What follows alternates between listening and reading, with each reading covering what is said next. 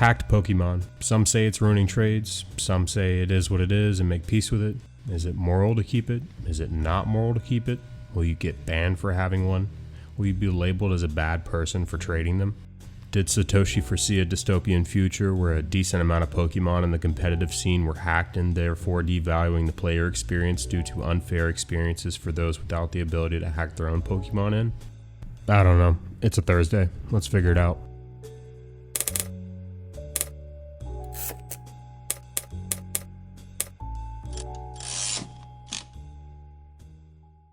So, what brought me to this topic? Well, I've been working on a living dex, and I'm almost done with Kantos, and I'm kind of moving region by region, and it's been a blast so far, actually.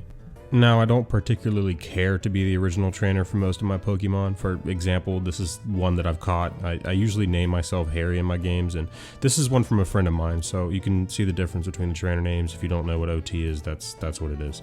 But because I don't care about being the original trainer, it's made my life a lot easier as far as filling my living dex.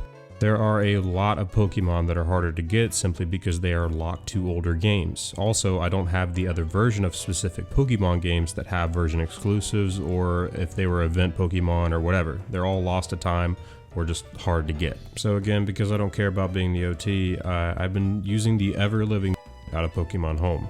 Most of the Pokemon I've been trading around on GTS are fairly common. Call me lazy if you want, but when I'm working during the day, spamming the deposit feature for the ones I need makes this whole process way easier for me. Regardless, the problem I'm facing now and will inevitably face down the line is when I run into the latter half of these regions' Pokédexes is with the legendary Pokemon.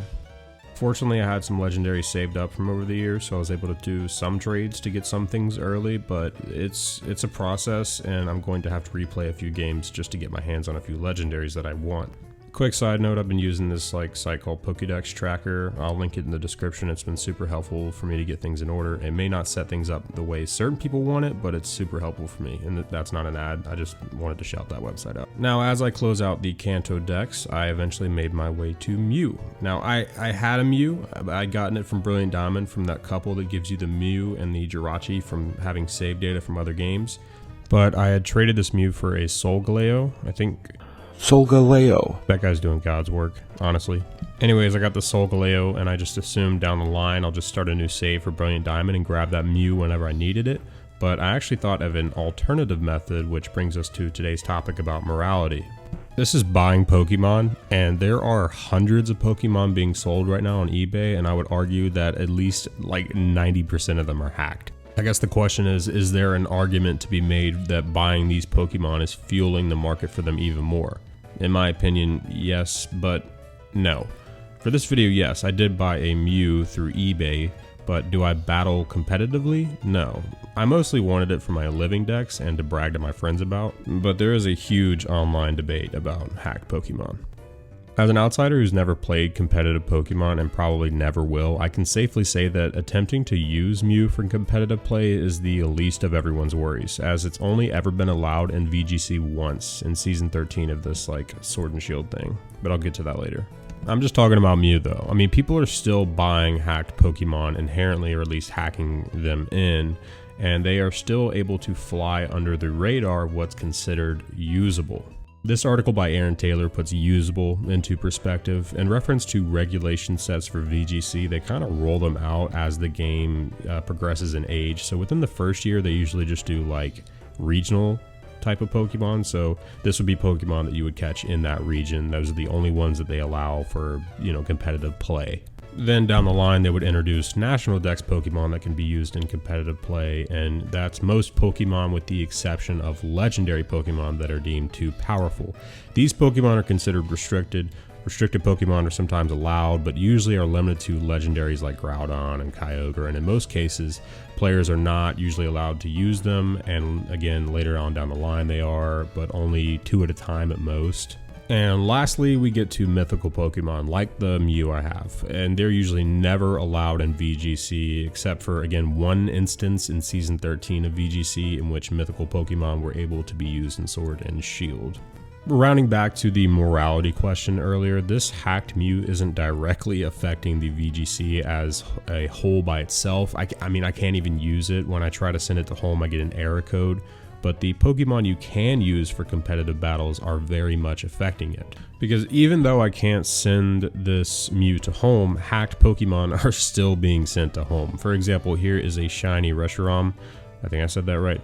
I traded for, and now I'm just guessing, but it being shiny and the IVs being that decent, I can only assume that it is hacked, and among the plethora of other Pokemon like this I've acquired through GTS, it's safe to say that a handful of them are probably hacked. Side note, here's a great guide on identifying hacked Pokemon in this Reddit thread. I'll link it below.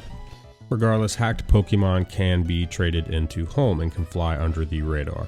How much are they flying under the radar?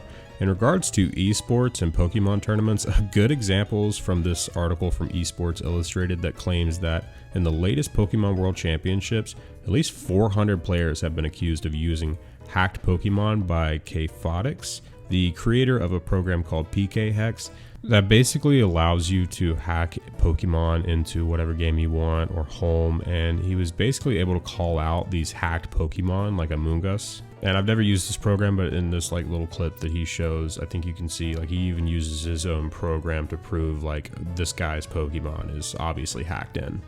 The problem with this, and as the article goes on to state, is that with each new regulation set, it's hard to breed or capture and then IV train tournament ready Pokemon. Therefore, paying for or hacking in your Pokemon would be the more desirable method. Is that unfair? Yeah, absolutely. It's unfair to the people that actually put the work in, and I honestly think there should be a better system in place to be able to catch hacked Pokemon. So when I say yes to hacked Pokemon being morally wrong, this is what I'm referring to. When I say no to hacked Pokemon being morally wrong, I'm referring to the alternative ways people play Pokemon. Like I said, I'm working on a living dex. I already don't care to be the original trainer for most of my Pokemon, and I'd unfortunately never gotten the chance to set up a permanent link like with Pokemon Bank. It shut down earlier this year. So this is just from my side of things. Genuinely, a lot of people outside of competitive play, when they get hacked Pokemon, they just want to brag to their friends or play a little bit online with it. You know, it's not that serious. But I can also resonate with people that think it's like screwing up the ecosystem that is the Pokemon that are currently in circulation. Like, I have 2 shiny Darkrai's. They are probably hacked in. Am I supporting some black market of Pokemon? If I value my life, should I release every single one of them? No. It's fun to brag to friends. It's fun that a lot of these hacked ones can be used in other games. And shout out to whoever hacked them in so I don't have to grind out black and white for their legendaries or pay for a DS that had Pokemon Bank already set up for me. But in that same breath, if you hack in Pokemon for competitive play, you're creating an incredibly unfair environment for other players. And honestly, again, Nintendo needs to decide if all of it's okay or none of it's okay. And if none of it's okay, then put a better system in place to fix this issue. At the end of the day, this is for the people that play for VGC to dispute. I'm just an outsider looking in. I don't really care how I get my Pokemon fix, as long as I get it conveniently and enjoy myself. This has been Cryptic Harry. Until next time, see ya.